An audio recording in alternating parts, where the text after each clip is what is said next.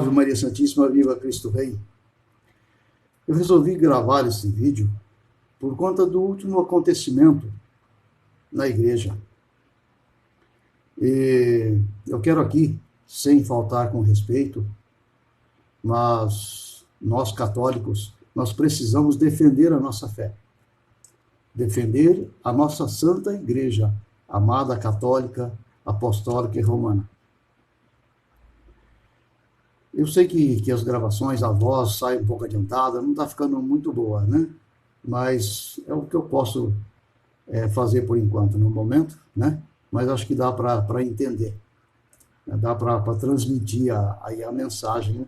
Dá para vocês receberem essa mensagem, tá? Mas é o que eu posso fazer no momento. Eu peço para você encarecidamente, depois você possa pegar a sua palavra, tá? Pegar a sua Sagrada Escritura, para você ler, para você estudar, para você refletir, tá? Eu quero falar na leitura hoje da segunda carta de São Pedro, capítulo 2, versículos de 1 ao 3, tá? Segunda carta de São Pedro, capítulo 2, versículos de 1 ao 3. Ele diz assim, ó: assim como houve entre o povo falsos profetas, assim também haverá entre vós falsos doutores, que introduziram disfarçadamente seitas perniciosas. Eles, negando assim o Senhor que os resgatou. E o Senhor que os resgatou é o próprio Jesus Cristo. É o próprio Jesus Cristo. Agora, em falando sobre as tribulações, sobre os tempos que nós vivemos, os acontecimentos, né? Eu pediria para que você observasse com a inteligência que Deus te concedeu. Observe e veja se estamos próximos ou não do tempo da tribulação. Faça uma comparação com a palavra de Deus, aquilo que diz nos Santos Evangelhos, né? E compara com os acontecimentos atuais. O saudoso Padre Léo, né? Ele morreu falando disso. Monsenhor Jonas Bib também, o saudoso Monsenhor Jonas Abib, né? É um profeta. Ele também pregava sobre isso. Agora, se você não enxerga essa realidade que estamos vivendo, essa realidade que está acontecendo, sem ofender, você está com um tipo de cegueira espiritual, tá? Você está vivendo uma cegueira espiritual. Por isso eu falo, pegue a palavra de Deus, estude a palavra de Deus, pegue o catecismo. Hoje é de fácil acesso. Hoje é de fácil acesso, não é caro. Estude, veja as profecias, veja os anúncios. Pare um pouco, reze, peça o Espírito Santo e você verá. Porque tudo isso está explícito diante dos nossos olhos. Existe até alguns, né? Perdão, existe até alguns que negam. Mas mesmo eles, sabendo que estão mentindo. Eles negam sabendo que estão mentindo. E dizem que está tudo bem. Mas não está, não.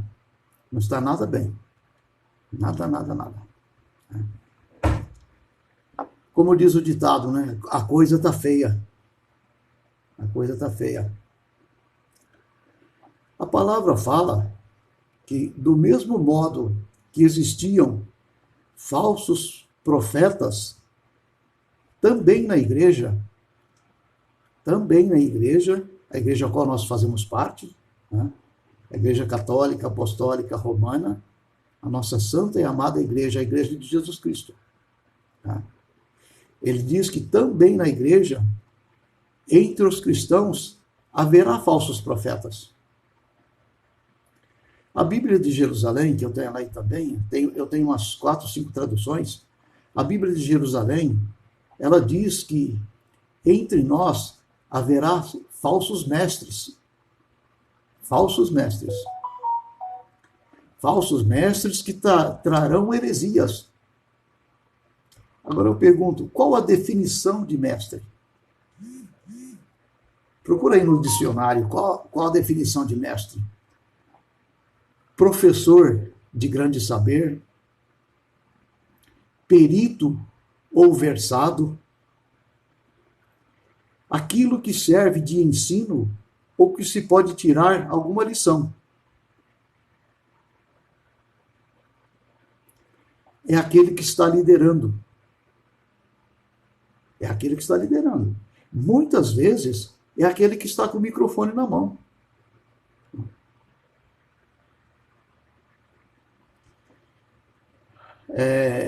A autoridade, né?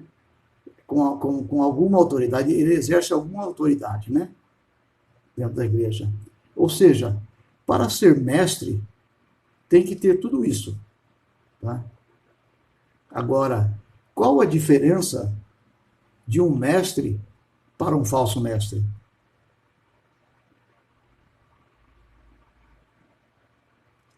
Esse falso mestre que a palavra cita, que a Sagrada Escritura cita. Se você pegar a segunda carta de São Pedro, lá, capítulo 2, você vai ver.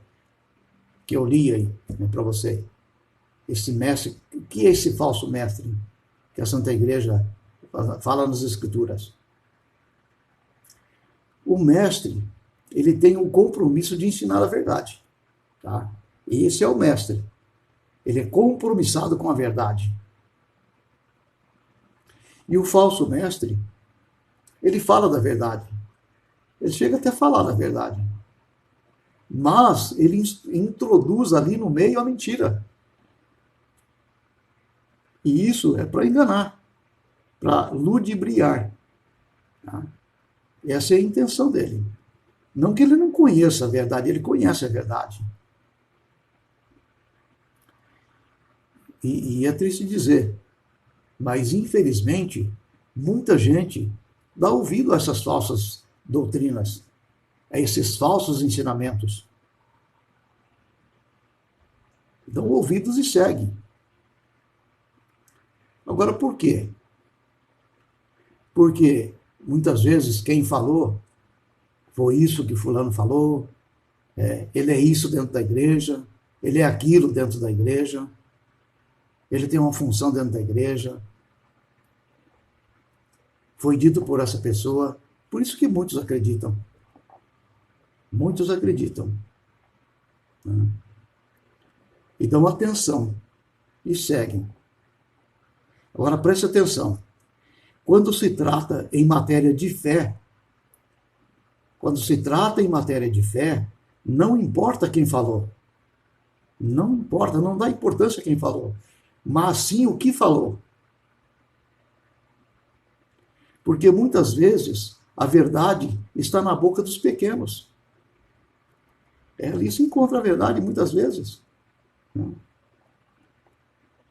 Nem sempre aqueles que se proclamam mestre, que se proclamam professores, aquele que ensina, né? Aquele que prega, aquele que fala, né? Nem sempre ele está com a verdade. Nem sempre ele está falando da verdade, ele está pregando a verdade. Aí por isso que eu falo, a necessidade de se estudar. De conhecermos a verdadeira fé. No catecismo da Igreja Católica, na Palavra de Deus, né? A palavra diz que introduzirão, né, na segunda carta de São Pedro, a palavra diz que introduzirão disfarçadamente seitas perniciosas, ou seja, de forma sorrateira. é tão sutil que nem muitos vão perceber. Muitos nem vão perceber. A linguagem do mundo, na linguagem do mundo, não na linguagem da igreja. Na linguagem do mundo, se fala em mudar a linguagem para incluir a todos. A palavra que você está vindo mais agora, que você está ouvindo, mas agora é incluir, é inclusão. Tá? Agora, se eu digo todos, para as mulheres não se sentirem excluídas, eu tenho que dizer todos e todas. Tá? E isso, quem entende um pouquinho aí da língua portuguesa, isso é supérfluo. Isso é excessivo. Todos e todas. Mas eu tenho que dizer todos e todas. E agora eu tenho que dizer todos, todas e todes. Vai vendo o que estão fazendo com a língua portuguesa. Para todos, para que é todos? Por que eu tenho que dizer todos? Eu tenho que dizer todos para incluir os homens. Mas eu também tenho que dizer todas para incluir as mulheres. Senão elas vão se sentir excluídas. E eu tenho que dizer todos para incluir aqueles que não se acham nem homem, não se acham nem mulher. Olha que absurdo. E muitos acham que isso não vai pegar. Isso não vai pegar, isso vai parar por aqui mesmo. Eu te digo, viu? Se você procurar nas redes sociais, você encontrará fácil esses argumentos. Em discursos públicos, você vê as pessoas usando esse argumento, políticos fazendo uso desse argumento. Você pode procurar nas redes sociais. Você vai achar com maior facilidade. Agora, observe como acontecem as coisas. Como está se tornando normal as coisas. Por exemplo, se eu estou na Santa Missa, né, o padre usa essa palavra. Tá? Dentre a Assembleia. No momento, pode alguém olhar para a pessoa que está do lado, né? E achar meio estranho, né? Fazer um semblante assim que está estranhando. Né? Depois, o comentarista, ele usa essa mesma expressão. Depois, o catequista também, ele usa essa mesma expressão. Depois, um líder lá, um líder do grupo de jovens, por exemplo, ele também usa essa mesma expressão. O que acontece? Daqui a pouco, as pessoas estão acostumadas com essa linguagem. Tá? Se torna algo banal, algo natural, algo comum. Isso é para quê? É para dizer o que está na palavra, que está na Sagrada Escritura. Perdão. Para dizer que os falsos mestres, eles introduzem doutrinas perniciosas de forma sorrateira. As pessoas nem percebem. Daqui a pouco está todo mundo acostumado com aquilo. Ninguém estranha mais. Ninguém está estranhando mais essas expressões. Muitos acabam até usando. Um exemplo. Você está assistindo a Santa Missa. Aí entra um par de homens ou um par de mulheres. E pede a bênção para o padre. Né? Como um casal. E o padre dá a bênção para eles. No início, no início pode causar uma confusão, né? Um comentário, um manda mensagem para o outro, né? Aí no WhatsApp, né? Alguns gravam vídeos, né? Falando que aconteceu isso assim, né? Isso aí é o primeiro escândalo. Daqui a pouco, nós ficamos sabendo que o outro padre, a outra paróquia, ele fez a mesma coisa. Daqui a pouco, o outro, ele fez a mesma coisa. E depois o outro. E está todo mundo acostumado. Agora, é assim ou não é? Seja franco. É assim ou não é que está acontecendo as coisas? Pare e observe. Eu vou trazer um fato aqui. Vocês se lembram quando morreu aquele comediante famoso lá, um rico, que fazia par com outro homem? Ah, eles tinham até uma criança, eles adotavam uma criança, criavam uma criança lá, né? E por ele ser famoso, ele ser rico, ele teve direito a uma missa nos pés do Cristo Redentor no Rio de Janeiro.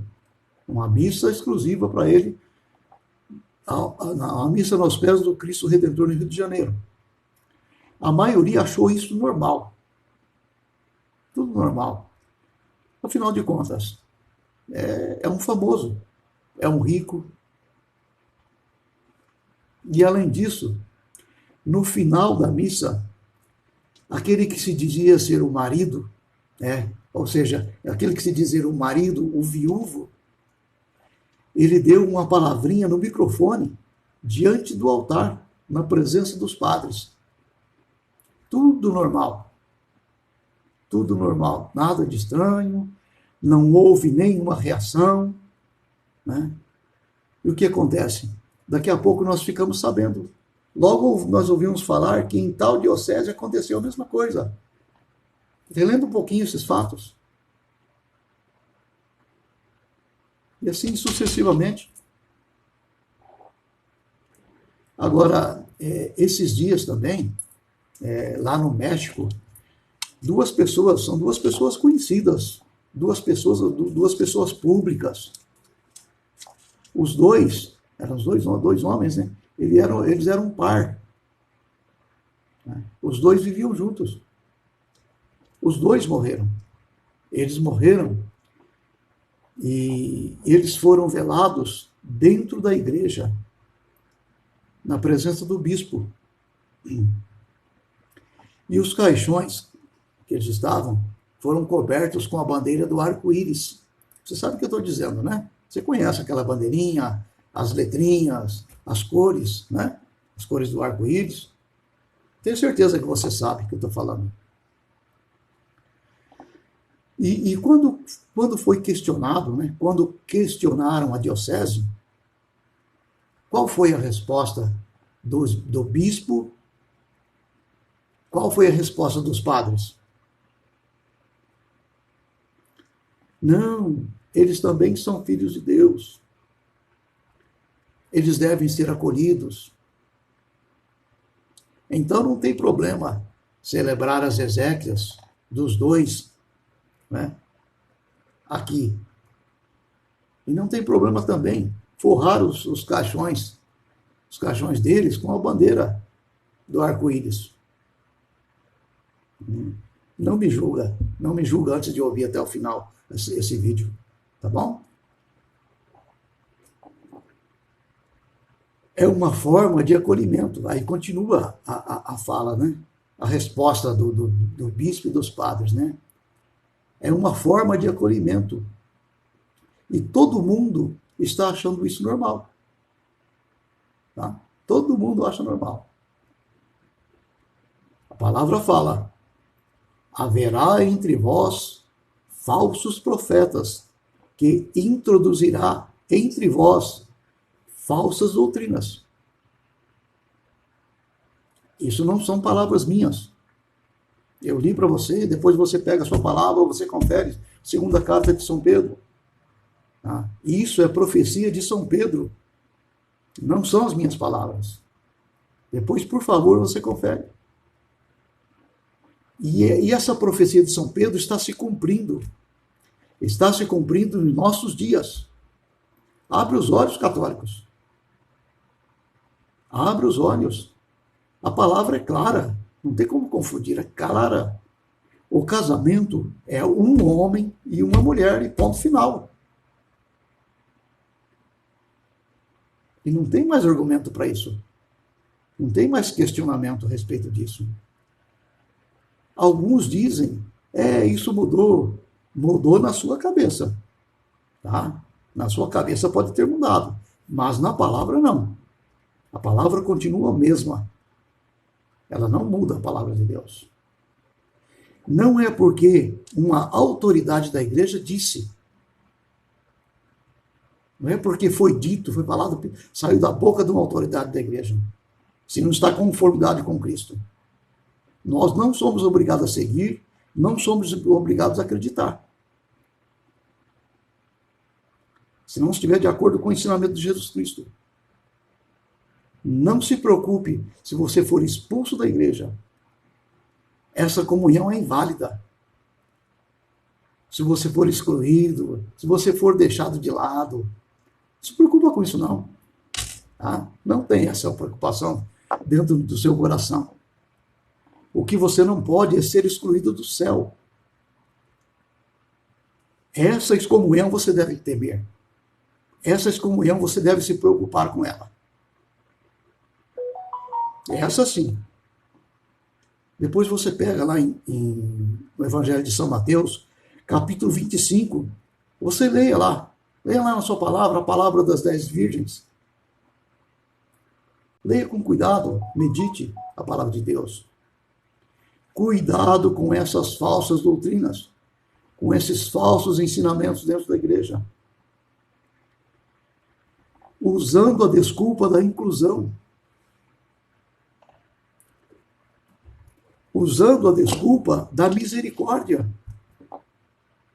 Eles usam a desculpa de acolhimento.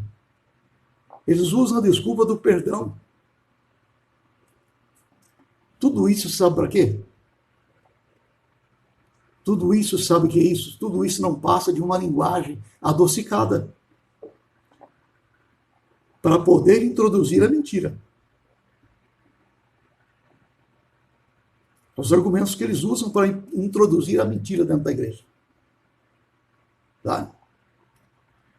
Por exemplo, eles dizem, devemos acolher a todos, a todas as pessoas, porque nós somos todos pecadores.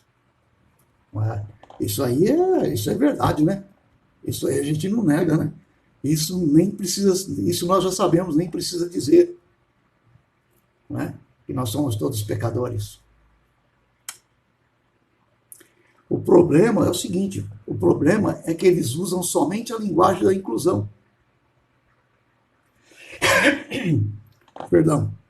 Eles usam somente a linguagem da inclusão, perdão.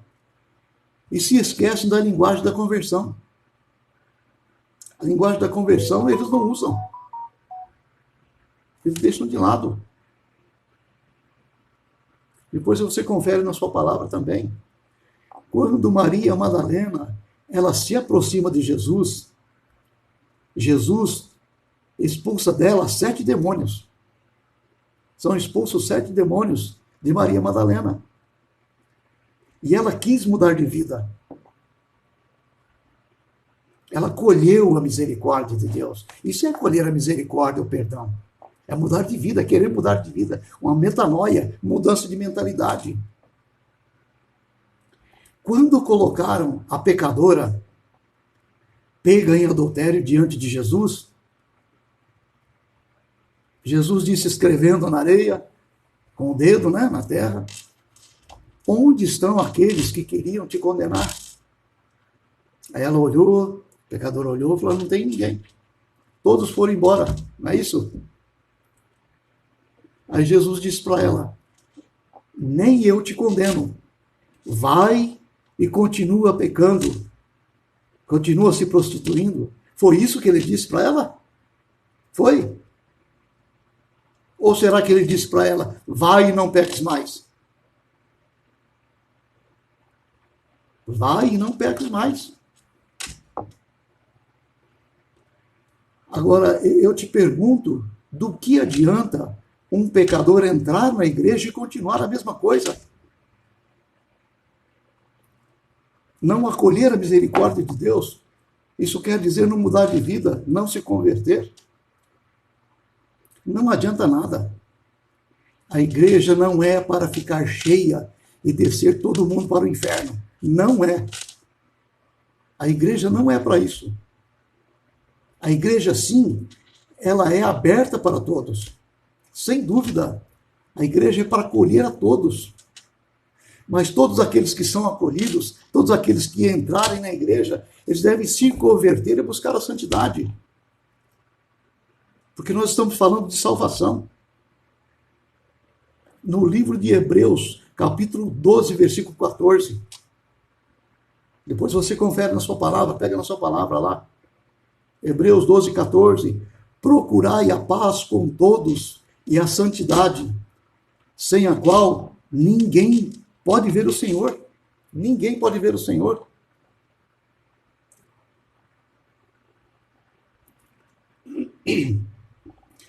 Porque se for assim, sinceramente, pode fechar as portas da igreja.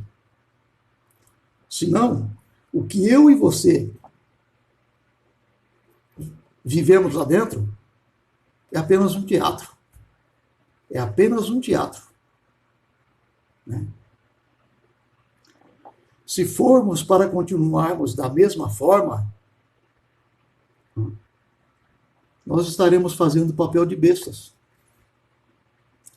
Estaremos fazendo o papel de idiotas. Se formos para continuar o mesmo. Porque todos nós somos pecadores. Nós entramos na igreja para nos convertermos e buscar a santidade. Hebreus 12, 14, sem a qual ninguém pode ver a Deus. Agora eu pergunto para você, o que é melhor, comer uma comida boa, uma comida deliciosa, ou fazer jejum? Você sabe a resposta. Com esse calor intenso que nós estamos vivendo esses dias, eu te pergunto, é melhor estar dentro da igreja, que é quente, abafado, ou estar numa praia, numa piscina? O que é mais prazeroso? É estar dentro da igreja, abafado, ou estar numa praia, numa piscina?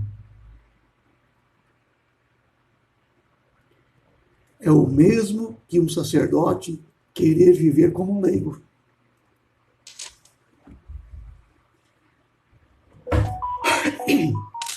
Agora eu pergunto, por que você quis ser sacerdote? Se converta, ou senão você abandona a batina.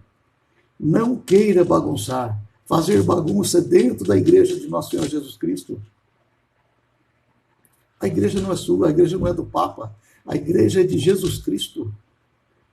Existem regras, existem leis. A doutrina de Jesus tem que ser seguida, não o que você quer, o que você pensa. A palavra diz que eles renegam o Senhor que os resgatou. Quem é esse Senhor que eles estão renegando? Quem é que os resgatou pela sua morte na cruz? É o próprio Cristo. É o próprio Jesus Cristo. Se nós pegarmos lá em Apóstolo, na Carta dos Atos dos Apóstolos, capítulo 4, versículo 12, está escrito lá, em nenhum outro há salvação. Em nenhum outro há salvação. Porque debaixo do céu, nenhum outro nome foi dado aos homens, pela qual devemos ser salvos, que é Jesus Cristo.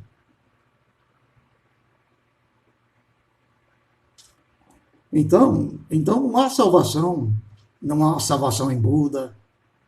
Tá? É só em Jesus Cristo. A palavra é clara. Tá? Então, não há salvação em Maomé, não há salvação em Allan Kardec, não há. Isso são a palavra de Deus, a palavra de Jesus Cristo. Não há salvação. Não há salvação em nenhum homem ou mulher em cima dessa terra. A salvação só em Jesus Cristo. Só em Jesus Cristo. E aí os falsos mestres, né, que nós vemos na carta, segunda carta de Pedro, eles vêm com outro discurso. Eles usam outro discurso. Não importa se eles não acreditam em Jesus. Isso é para nós que somos cristãos. Eles não precisam se converter para acreditar em Jesus Cristo. Não. Isso é para nós cristãos. Esse é o argumento que eles usam. Você pode ver. É claro. Basta o amor. Eu nem sei fazer coraçãozinho direito, mas basta o amor. Se você é de tal seita ou de tal religião, mas vive o amor, tudo bem. Isso já basta, é isso que importa. Esse é o discurso que eles usam. Esse é o discurso dos falsos profetas, dos falsos mestres. Mas eu digo para você, não é isso que diz a Sagrada Escritura. É totalmente o oposto. Ela diz que só em Jesus Cristo há salvação. Em nenhum outro. Só Jesus Cristo. Agora, nós não podemos esquecer dos mártires, né? Senão, os mártires, os homens que foram, eles foram, esquartejados, eles foram cerrados ao meio. Olha a história da igreja. Procure, vai estudar a história da igreja, você vai ver. Eles foram degolados, foram crucificados, eles foram escalpelados vivos, eles foram jogados para os leões, para ser comidos para os leões, eles serviram de tochas para iluminar o jardim do rei lá. Tudo isso porque para não negar a fé em Jesus Cristo. Tudo isso eles passaram para não negar a fé em Jesus Cristo. Agora eu venho com a cara de pau, com a cara deslavada, e digo que não precisa ser cristão para alcançar a salvação, como aconteceu lá no Encontro de Jovens, JMJ lá, que não era para converter ninguém para Cristo. O bispo falou isso aí. É o mesmo que chamar os mártires de imbecis, de tolos e idiotas. Eu vou estar cuspindo na cara dos mártires. Cuspindo, escarrando na cara dos mártires. E isso eu não posso fazer. Eu não posso de maneira alguma, e nem você pode fazer isso. Você católico, cristão católico, apostólico romano, que acredita em Jesus Cristo, nos santos. No Evangelho de São João, capítulo 6, versículos 56 seguintes, você lê lá, você pega e lê. Jesus disse: quem comer a minha carne e beber o meu sangue, permanece em mim. Eu estou um pouquinho rouco, mas acho que vai dar para entender, né? Quem comer a minha carne e beber o meu sangue, permanece em mim. O que aconteceu?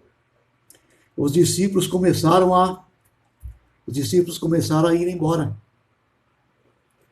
Jesus disse aos apóstolos: vocês também querem ir embora? Vaza, pode pegar o caminho. Aí Pedro toma a palavra, né? Pedro tomando a palavra, ele diz: onde iremos nós? Onde iremos nós? Só tu tens palavras de vida eterna. Isso está na sua palavra também, está na minha e na sua. Você pode pegar lá e ler. Só tu tens palavra de vida eterna. Agora, se você não crê, se você não acredita, se você não aceita, o problema é seu. O problema é todo seu. Segue o seu caminho. Segue o seu caminho. Que a verdade, ela não muda, ela não vai mudar nunca. A palavra de Deus não vai mudar nunca. No versículo 2 da segunda carta de São João, aquela que eu li no começo, depois você pega, você lê. Ela diz que muitos o seguiram nas suas desordens e serão desse modo a causa de o caminho ser caluniado. De o caminho ser caluniado. E nós sabemos que o caminho aqui é a igreja. O caminho é a igreja. O caminho da verdade é a sã doutrina da salvação. A sã doutrina da salvação. Esse é o caminho. E esse caminho, essa doutrina da salvação, que está sendo blasfemada. Sendo blasfemado. Por causa do quê? Por causa dos falsos profetas. Por causa dos falsos mestres que estão entrando dentro da igreja.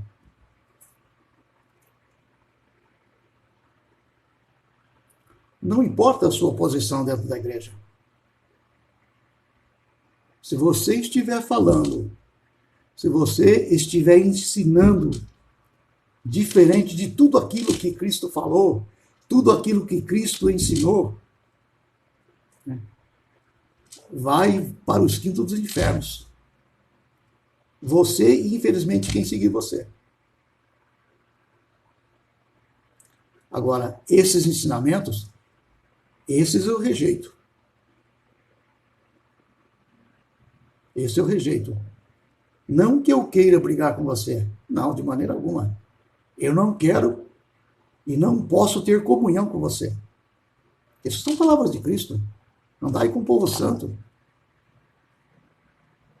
Andai com o povo santo. Não posso da mesa, participar da mesa da comunhão e a mesa do demônio. São Paulo diz aí. Eu não posso ter comunhão com você. No livro de São Vicente de Lerins, é um livro, tá? Eu pedi, mas não chegou ainda esse livro. Ele diz que para ser uma doutrina verdadeira, primeiro ela deve ser acreditada por todos os cristãos. Para ela ser uma doutrina verdadeira, primeiro ela deve ser acreditada por todos os cristãos. Depois ela deve ser ensinada pelos antigos, ou seja, pelos nossos antepassados.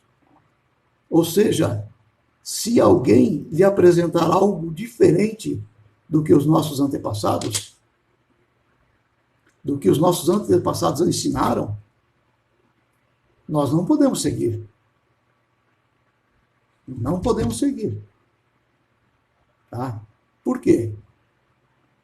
Pode acontecer o que acontecer no mundo, pode acontecer o alvoroço, o que for, explosões, o que for, mas a verdade ela não muda, ela nunca vai mudar, ela vai permanecer sempre a mesma.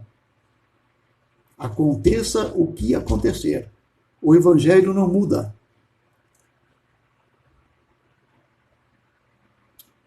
Agora eu falo para você, olhe para trás, olhe pela vida dos santos, tá? Se você não sabe, procura aí conhecer, estuda, compra livros, investe na sua salvação, salvação dos seus, e veja se Santo Agostinho ensinou isso, se foi ensinado assim. E Santo Tomás de Aquino foi isso que ele ensinou? O que estão querendo passar para nós, que estão querendo ensinar na igreja hoje? Santa Teresinha ensinou assim? Santa Teresa de Ávila, ela ensinou assim? São Francisco de Assis, ele também ensinou assim? Foi assim que São Francisco de Assis ensinou? São Pio X ensinou assim? São João Paulo II ensinou assim?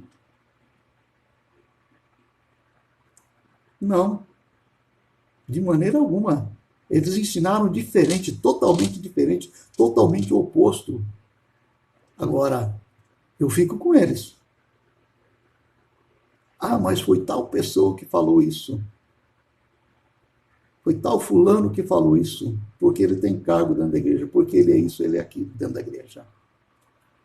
Agora eu digo para você, se ele ainda estiver na terra, eu prefiro ficar com o que já está no céu. É mais garantido. É muito mais garantido. Porque quem já está na glória, eles acreditaram na mesma coisa aqui embaixo. Por isso que eles chegaram até lá.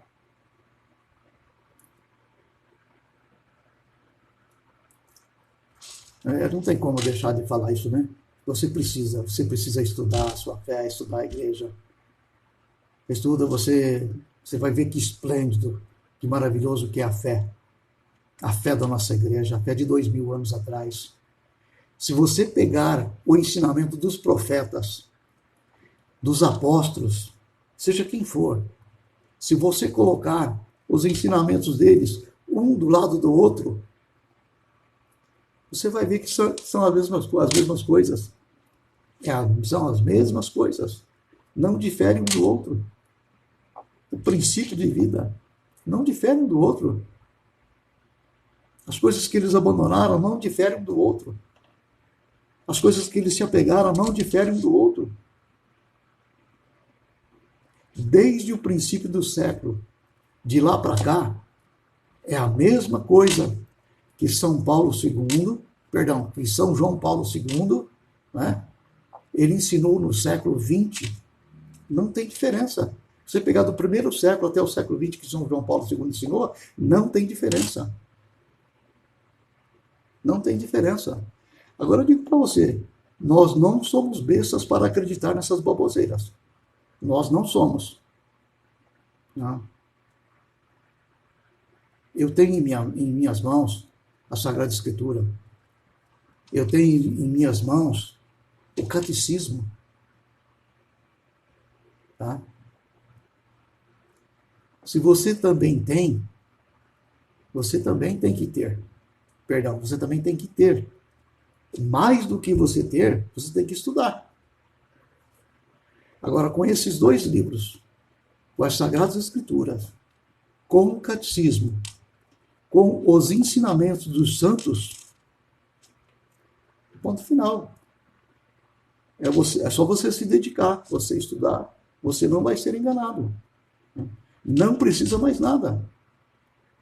Ó, Jesus já alertou, tá? Jesus já alertou. Não seja cego, sendo guiado por cego. Ambos cairão no buraco. Tá? Abra os olhos, católicos. Abra os olhos. Essa é a mensagem que eu queria deixar para vocês hoje. Bom? Essa é a mensagem.